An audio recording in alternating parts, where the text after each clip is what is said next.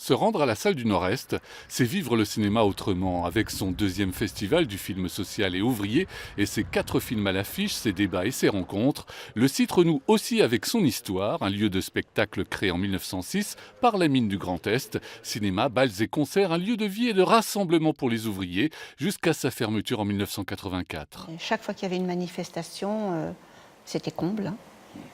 Et moi je me souviens surtout, comme on parlait des bals de commerçants de Pienne, où il y avait vraiment beaucoup d'activités. C'était de très jolis bals. C'était aussi un symbole de la mine. Et je pense que les municipalités de l'époque, pour des raisons diverses, mais parce que c'était le patron et tout ça, ils n'ont pas voulu reprendre. Moi, j'étais un de ceux qui disaient il faut reprendre. Pendant 30 ans, Pienne et sa région ont donc été privés de cinéma et ses habitants contraints de se rendre à Thionville, Metz ou Verdun pour se faire une toile. Jusqu'au projet fou de François et de son père, anciens mineurs, qui ont acheté et restauré cette salle en famille et dans les règles de l'art. Le deuxième festival du film social et ouvrier a pour thème cette année la lutte et comme point d'ancrage le Front populaire.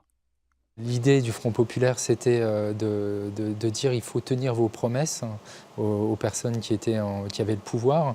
C'était aussi de dire voilà, nous on souhaite avoir plus de dignité, avoir plus, je dirais, de pouvoir vivre et pas que par le travail.